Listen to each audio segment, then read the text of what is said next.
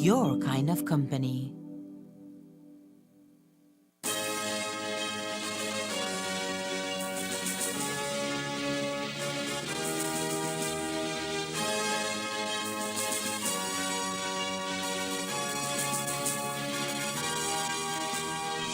Tonight on CTV3 News, Prime Minister John Briseno meets with Belizean diaspora in Dallas, Texas. Sandy Hunter Library hosts annual cultural consciousness. The Yucatec Maya culture is highlighted. And Belize committed to the Sustainable Development Goals. These are some of the stories we have for you tonight in our newscast for Monday, September 18th, 2023.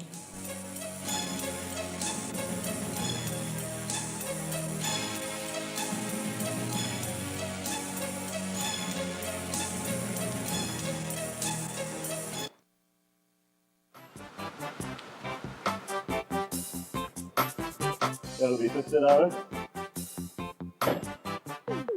Thank you. Wait, hey, this 50 is a fake. How do you know it's a fake? What are you talking about, sir? How can I identify a genuine note from a fake note? Well, a genuine 50 has a watermark with the jaguar and the written words of the 50, also a thread. Know your money and know a fake one when you see it. Do not rely on any one security feature. Look for the clarity and quality of printing. The printed lines and colors should be sharp and clear. Feel the quality of the paper and the raised print. Hold the note up to the light to see the windowed security thread. It should form one complete line when held up to the light. The watermark and denominational electrotype. The Jaguar is the watermark in the $100 and $50 notes. The Sleeping Giant is the watermark in the $20, $10, $5, and $2 notes. The see-through feature. The parts of the design printed on the back should fit exactly within the unprinted areas of the front to form the complete design. Check the $100 note for the toucan hologram with the periwinkle flower overprint. Tilt it to see the small images of the toucan and the numeral 100. Check the $50 note for the green foil angelfish. Check even closer. Use an ultraviolet light to see the fluorescent features. Use a magnifier to see the microlettering. Tiny letters that read Central Bank of Belize and the value of the note. Stop the circulation of counterfeit Belize currency notes. Pass all counterfeits to the police at once. It is a criminal offense to hold or use a counterfeit. Be safe. Be sure. Know your money.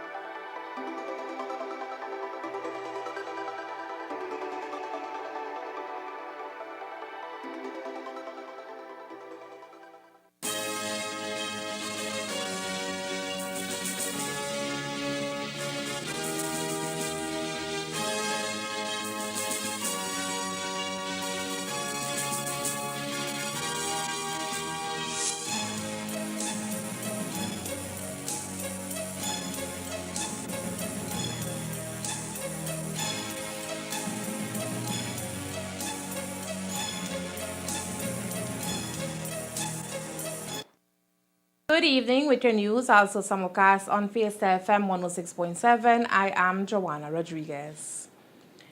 World leaders are gathered at the United Nations Sustainable Development Goals SDG Summit in New York.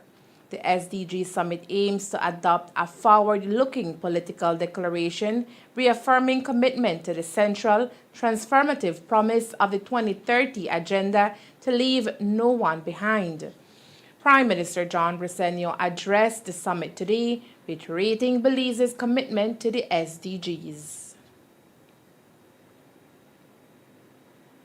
Belize is deeply troubled at the slow progress of implementation of the SDGs. While ongoing crises are deterring our efforts, systemic inequities at global levels have long been undermining our aspirations. Today, I reaffirm Belize's unwavering commitment to achieving the SDGs. These goals remain the only ambitious, universally agreed blueprint to achieve an equitable and sustainable future for all. The highest priority for my government is reducing poverty. Belize commits to reducing poverty by 50% by 2030, in alignment with the fundamental principle of leaving no one behind.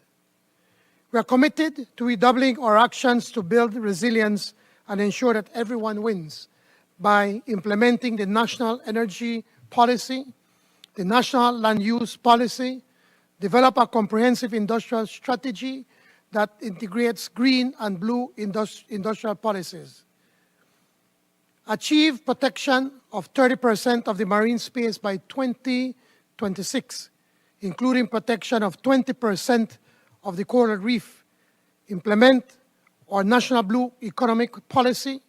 We further commit to reducing land degradation through our land restoration strategy, mitigate biodiversity lost via the revised national biodiversity strategy, implement integrated water resource management approaches, and foster agroforestry systems.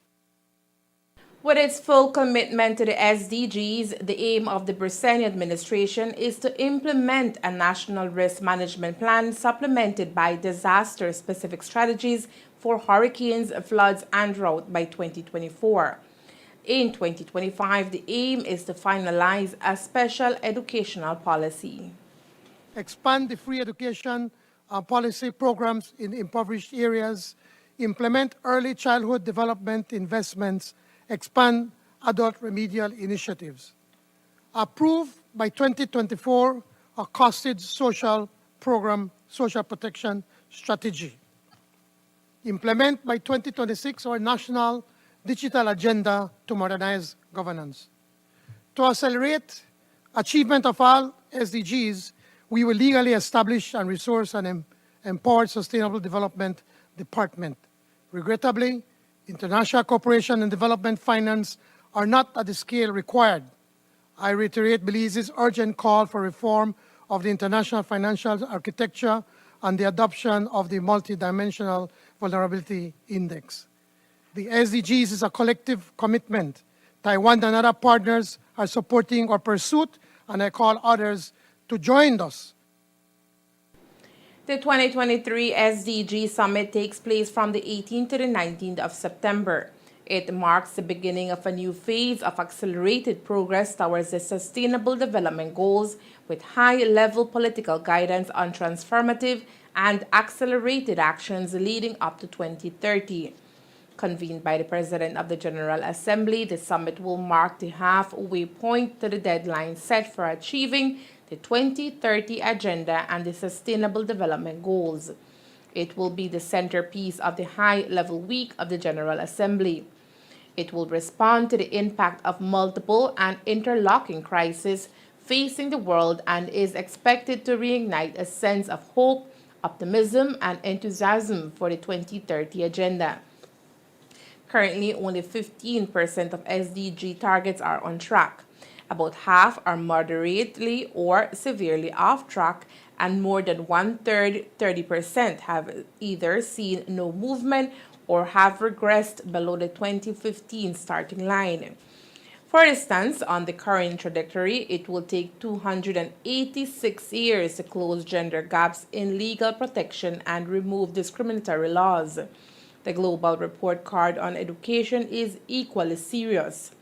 The impact of years of underinvestment and learning losses mean that by 2030, some 84 million children will be out of school, And 300 million children or young people who attend school will leave unable to read and write.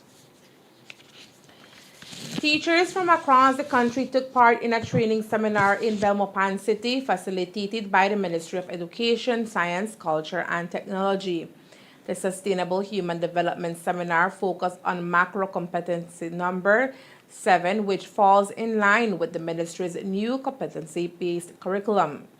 Minister of State in the Ministry of Education, Dr. Louisa Bani, spearheaded today's training and shared the importance of such activities as the ministry gears towards the eventual rollout of its new competency-based curriculum.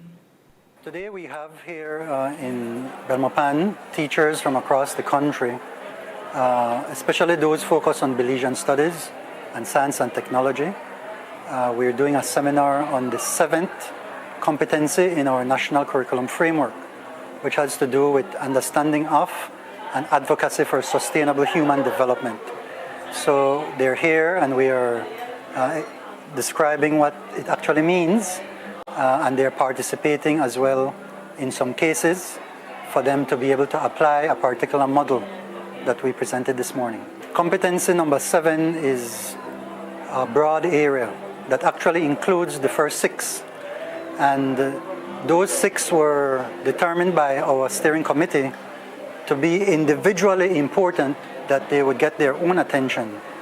And so we wanted to start from the broadest point, which is sustainable human development, and then we will start to do the other 6 competencies.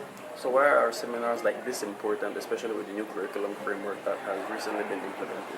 Yeah, so what sustainable human development does, it gives us some very powerful tools to be able to analyze the welfare of a people, of our country.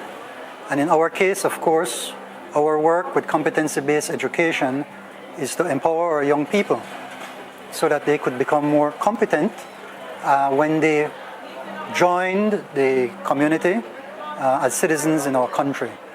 So by them understanding this, and starting with our teachers and principals, by them understanding this from an early age, they build that competency that will make it easier for them to make very productive, positive contributions to our country's development. Today's training session included over 5,000 teachers from across the country. Over the weekend, Prime Minister John Briceño joined Belizeans in Dallas, Texas, as they celebrated Belize's 42nd anniversary of independence. The 10th annual Belize Day 2023 Dallas edition took place at the One Love Lounge, and there is where the PM addressed the Belizean diaspora yesterday and even managed to have a one-on-one discussion with most of them after.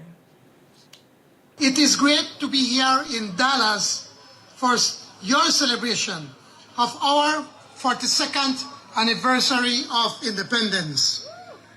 I know that most, if not all of you here today are dual nationals. That means you live in the United States, but I am sure you never forget, as we say in Belize, your navel string, bury the Belize. Living abroad gives you a unique perspective, an incredible opportunity to positively impact the development of Belize, and that is why I am here today. Living outside of Belize has exposed you to new cultures, ideas, and a new way of life. Through these experiences, you have gained tremendous knowledge and skills that can be harnessed to drive progress and transformation back home. So my first message to you today is that you have much to offer in building Belize. Don't be afraid to share your time and talents with us back home. Back home, we celebrate under the theme, Hope Ignited, Hands United, Vision Renewed, Belize at 42. Let us continue to be united as Belizeans, whether we reside at home or abroad. Let us show the world that we are building a strong and prosperous nation. And let us renew our commitment to make Belize the land of the free by the Caribbean Sea. This year, the event managed to attract a much larger crowd compared to other years. For organizer Omar Ayuso, the PM's visit had a lot to do with that. A bigger turnout this year at the outdoor event than any other year. So definitely bigger success than all other years. And I have a strong feeling it has to do with the Prime Minister's visit. He spent at least 2 or 3 hours mingling with the crowd after the presentation, and I from what I saw, I got a lot of love out there, you know. So I think he gone back with a good feeling about that. That's what's time to go, you know, for introduce him to the people, you know, see so much for so long, you know. I gathered that it's been the warmest reception that he's received in the diaspora for a while. So like I said, the last make you feel good, man. We had a meet and greet the night before. We had one more intimate setting, you know, and then we had the outdoor event the following day. So and both events received with a warm welcome. Right. Would you say that you all managed to raise funds for the focus that you had, which is if you were able to send back to Belize to assist maybe someone or an organization in some type of way?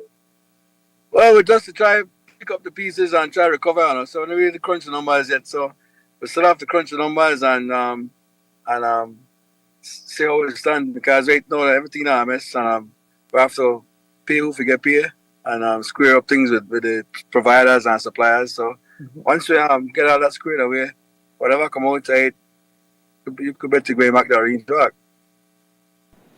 The event also saw the participation of Her Excellency Lynn Young, Ambassador of Belize for the United States, and Sandia Murphy, Ambassador for Diaspora Relations. Coming up next, Belize represented at the Caribbean Junior Cycling Championship. Orange Walk's very own returns home with the bronze medal. Stay tuned.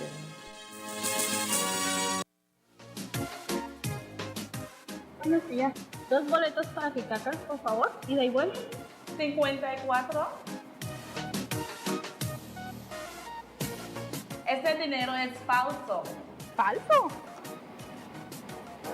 Sí, este billete es falso. ¿Y por qué es falso? Porque un verdadero billete de $50 tiene una marca de agua en la forma de un jaguar con la marca de agua y electrotipia de denominación y un hilo de seguridad. Conozca su dinero. Reconozca el billete falso al verlo. No se confíe en solo una de las características de seguridad. Busque la claridad y calidad de la impresión. Las líneas y el color impresos deben ser nítidas y claras. Sienta la calidad del papel y de la impresión levantada. Ponga el billete a la luz y observe. El hilo de seguridad abantanillada debe formar una línea completa cuando se pone a la luz. La marca de agua y la electrotipia de denominación, el Jaguar, es la marca de agua en los billetes de $100 y $50. El gigante dormido es la marca de agua en los billetes de $20, $10, $5 y $2. El registro perfecto. Las partes del diseño impreso en la parte posterior deben caber exactamente dentro de las áreas sin imprimir en el frente del billete para formar el diseño completo. Revise los billetes de $100 para saber si está el holograma del tucán con la impresión sobrepuesta de la flor de vinca per vinca. Inclínelo para ver las imágenes pequeñas del tucán y el numeral 100. Revise los billetes de $50 para saber si está la imagen del pez ángel en color verde plateado. Mira más cerca. Utilice luz ultravioleta para ver los elementos fluorescentes. Utilice una lupa para ver las letras más pequeñas que leen Central Bank of Belize y el valor del billete. Detenga la circulación de los billetes beliceños falsos. Pasa todas las falsificaciones a la policía inmediatamente. Es una ofensa criminal guardar o utilizar falsificaciones. Esté a salvo, esté seguro, conozca su dinero.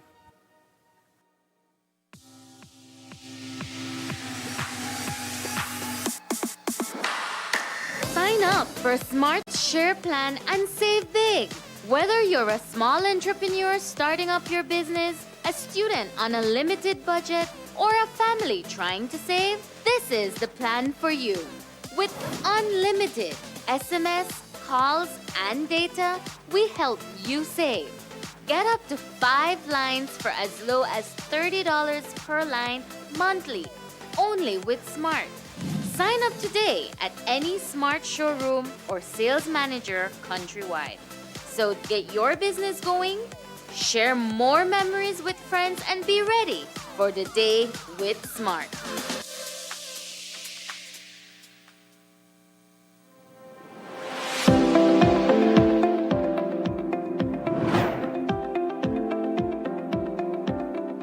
Asunción's radiodiagnostics is a radiology service that we provide. It entails the services of ultrasound, X-ray, mammogram, and then we incorporated the laboratory services also. So we are actually in the business of images and laboratory. Soon after graduation, and I came back to Belize, I spent about 15 years in the public service. And that was one of my dreams, to have my own clinic where I can provide and help people. And now NHI that is on board, I mean, that just facilitated everything and speeded up everything that I intended to do in my whole career, to be open and to be accessible to all walks of life people. All right. So I would say that yes, indeed, the NHI is going to serve its purpose, and it's going to be great for the people. They will have access to quality health service. The NHI, to me, was indeed a good venture, and that's the reason I decided, along with the whole staff here, to join, because it's going to benefit the Belizean society at large, and it will bring the medical services to the less privileged people, quality service. It has been proven worldwide that prevention is better than cure. So if we can detect conditions at an early stage and start to treat it, for example, patients with diabetes, hypertension, which is one of the main causes of death in Belize, then we can avoid these complications at an early stage, and then we are not going to burden the expenses on the Ministry of Health, all right, by having patients in the intensive care unit.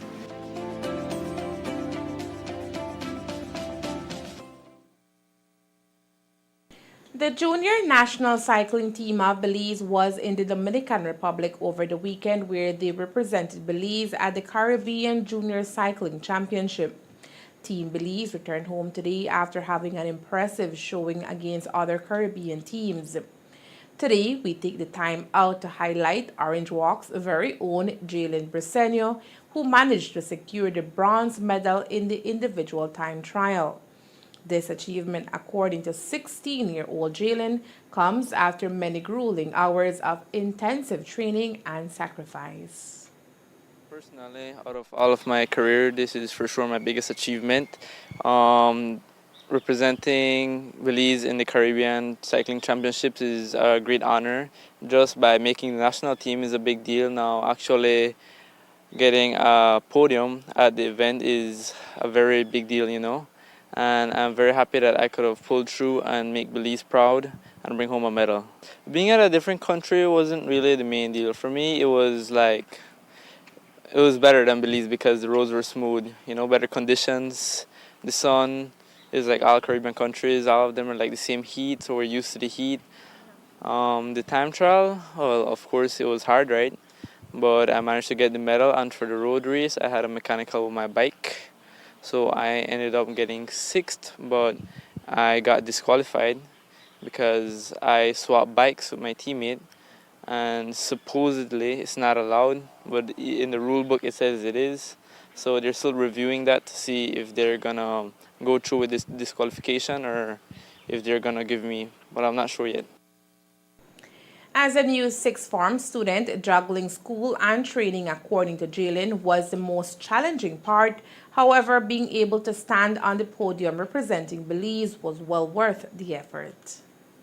Since I got back from my first trip, I started back with school, so I didn't really have a lot of time to train. I was training like 30 minutes to an hour a day, depending on what time I come back.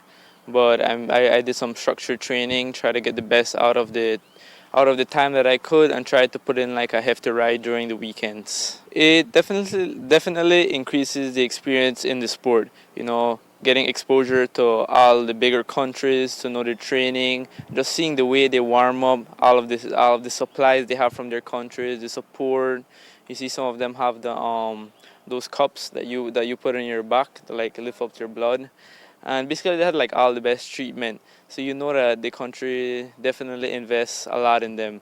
But at the same time, Belize also provided us with everything we needed, our home trainers, our supplements, and everything to get us in the best shape. So Belize definitely did a good job at maintaining us. After getting some much needed rest and recovery, the next big race, according to Jalen, is the New Year's Classic, where he has his eyes planted firmly on the gold. First thing next is obviously to get some rest, is like take a break from the racing for a little while. But the next thing that I have on the agenda is to have a good performance for the New Year's Classic, the Creme Classic, and then at the same time increase my level. So in case anywhere Belize plans to send athletes, then I'm at least a level like above to where I'm now, and hopefully to get a higher spot on the podium. Belize also returned home with a gold medal by Gabriel Gabriel of Belize City, who managed to capture first place in individual time trial and a bronze in the road race. Belize ranked fourth overall in medal count of a possible 24 medals. Belize secured 3. Our news team would like to take this opportunity to congratulate all the cyclists in Team Belize and especially to Jalen Bresenio for his great achievement. With less than 2 months into his role as Belize's new Attorney General, AG, Anthony Sylvester is facing his first major challenge as a group of 10 public prosecutors have lodged a complaint against discrepancies within the justice system and demanded a long overdue salary increase. The complaint, presented in a letter sent on July 11, has gained further support from 3 senior Crown Counsels and 6 other Crown Counsels, who have also expressed their frustration and concern. At the heart of the complaint is dissatisfaction with the remuneration and working conditions of public prosecutors, who claim they have been overworked and underpaid for many years, with their last salary adjustment dating back to 2015. Despite proposals in 2021 to introduce a new pay scale and a 17% salary increase, no such salary hike has materialized. Today, the Ministry of State and the Ministry of Finance, Christopher Koyi, was asked for an update on the issue. We will look at what the AG Ministry and their recommendations would be, but we have to look generally of making sure that the overall salary scale is adhered to, and making sure that whatever is rightfully due is attended to. I would say that there had been discussions before concerning a discrepancy in Crown Counsels increases relative to other public officers. I think that was resolved, but I'm not sure if that's what the issue is that being raised right now. If there are other issues, I have a rough understanding about the JLSC, the Judicial and Legal Services Commission, looking at the terms and conditions, including salary of appointing new persons, totally separate and disparate from the public officers, the salary scale of the public officers. So that is something that would need to be reconciled. I mean, if you do look at it, there is a budget that is approved in accordance with the provisions of the Constitution, and under that budget you have each ministry or each department of government that is authorized to spend in accordance with that budget. So any deviation from that would need new authorization, I would think. One crucial issue highlighted in the letter sent to the AG is the lack of safety measures for prosecutors who regularly handle sensitive and dangerous criminal cases. For the third consecutive year, the Belize National Library Service and Information System under the Ministry of Education, Culture, Science, and Technology hosted its annual Cultural Consciousness.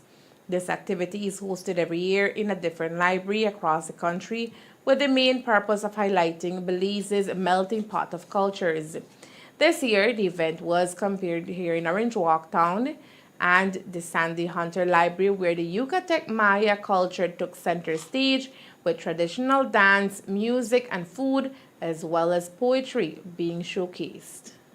We're highlighting Children Culture Consciousness 2023, and we're highlighting the Yucatec Maya, and we're talking more about our culture, the food, the dances, and a little bit about how come the Yucatec Maya came here in the north of our country. Talk to us a little about who we see here participating in the event today, in the Culture Consciousness. Okay, we have Mr. Ugo Carrillo coming away from San Lazaro. He's one of our invited guests to showcase and talk a little bit about the Yucatec Maya. And we also have a dance group, as you may see at the back, San Jose Nuevo Palmar Dance Group, showcasing their dances, which is our dance, our Yucatec and Maya dances then. We also have another important person who made it delicious, boitos de chaya, that will be here, Miss Juliana Cowo from San Lazaro as well. This is the third year taking place. The first one was at Liobral, if I'm not mistaken. Then we had another one down in the west, which highlighted the Mopan Maya. And now this is the third one here in Orange Walk at our library. The event saw the participation of primary school children from across the town who enjoyed the cultural immersion into the Yucatec Maya culture. I came for the Uchan Mulyashkash Maya Museum, which is in San Lazaro, and part of what we do, we work with schools and libraries. And today, the National Library brought this as a special event, the Children's Cultural Consciousness. And we are glad and we are humbled because they selected Orange Walk this year, and we're highlighting the Maya Yucatec culture. So it is very important for us to teach our generation about their history, their identity, their cultural awareness that the Maya has played and is playing at the moment. For example, the way they do their farming, the way how they protect their land, their language, and all these things. Is because speaking about the Maya civilization is a lot of information. But basically what we did, we brought the clothing, we brought some pieces of ceramic artifacts. For example, we brought the leg, the calabazo, the chu, the jicaras, and the soskil, how rope is being produced. So there's a huge range. Like in 5 minutes, I cannot be able to discuss it. But one of the other important things is that the library itself reached to us, and we reached the community. For example, the participation of my aunt, Miss Juliana Cowo. She did, and she does, I believe, one of the best chaya tamales. So she's doing the process, the ingredients. She explained to the people and what it takes and how long it takes also. So I can say that yes, we are the library, the museum, reaching out the community and teaching the kids the importance of our Mayan culture. Overall, we know that we are Belizeans, and we should be proud that we are independent. And being independent also is a responsibility, is a social responsibility of the society itself, to teach the kids the importance of their identity, Because you say, I am a Belizean, but yes, I am a Maya Yucatec Belizean. I can say I am a Creole, but I am a Belizean Creole. So we need to highlight that. And what best time that this time for the anniversary, the independence of Belize. The library service, according to librarian Shamira Carrillo, serves to promote not only literacy in our community, but also the importance of culture and heritage, particularly during the month of September, when we celebrate our country's independence. Like what our chief librarian said, Ms. Luciola Castillo, our library is not just based on books and literacy. We also promote our culture, which defines us. Don't forget to come and check out our books here at the library. We have awesome collection as well, and Maya books. The event also showcased traditional Mayan cuisine such as tamal de chaya and even atole de maíz.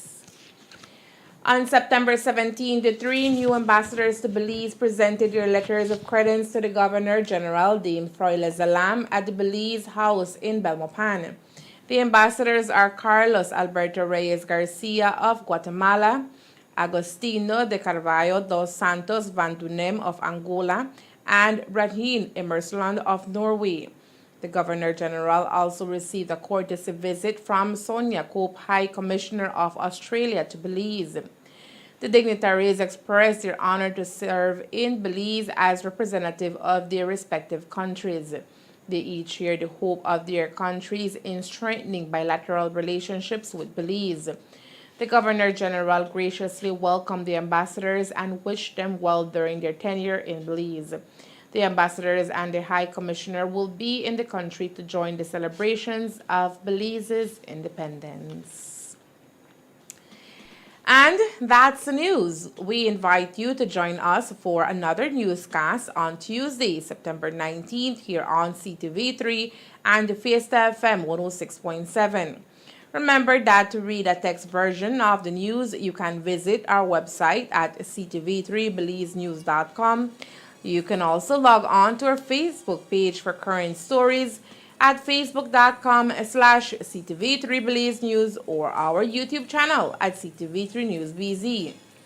Remember to wash your hands and remain safe. From all of us here at CTV3 News, thank you for watching and listening. Good night.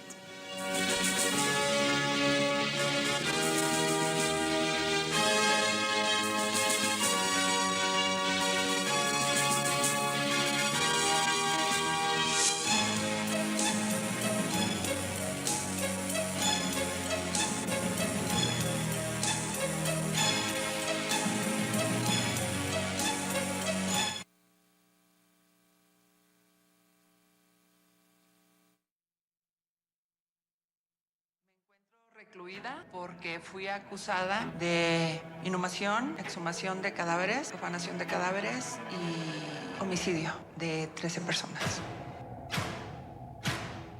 Ellos decían que era santería, nosotros decíamos que era satanería. Yo nunca me imaginé que a mí me iban a aventar todo lo de Adolfo. Quien jefaturaba y quien ordenaba y quien tenía el poder y el peso de decisión pues era Sara.